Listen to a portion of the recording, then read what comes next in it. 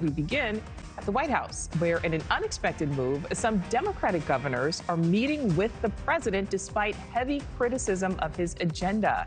New York Governor Kathy Hochul making a visit to the Oval Office today, only a day after the governor of Michigan made a similar stop.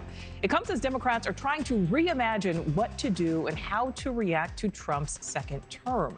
Some high-profile lawmakers on the left, including the former vice presidential nominee Tim Walz, are even holding town halls in heavily GOP districts after the Republican Party suggested to its members to hold off on those in-person events.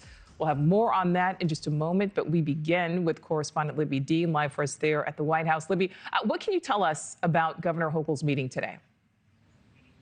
Nichole, a White House official tells me that this meeting between New York's Governor Kathy Hochul and President Trump lasted for about an hour this morning. Now, these two, despite having largely different political views, had a lot to talk about. Things like immigration, congestion pricing, as well as infrastructure being the highlight, because President Trump is pitching this new idea for a natural gas pipeline that would run through upstate New York. And we heard kind of a preview of what that pitch would look like to Hochul in behind closed doors today, because this meeting was not open to the press. Let's listen to what Trump had to say about this on Thursday.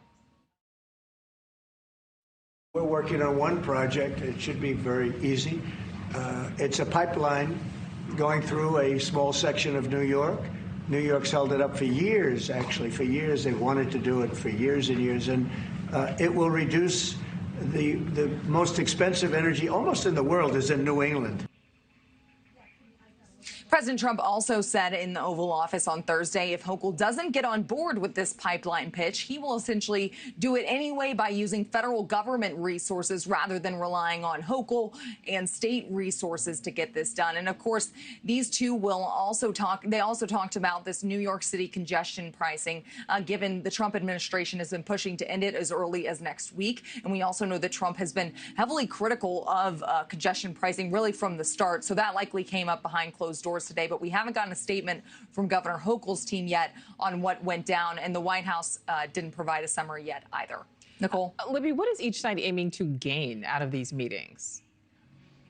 Well, we can derive a lot of what they're trying to gain here from the statements. And actually, we got a statement from yesterday's meeting with Governor of Michigan.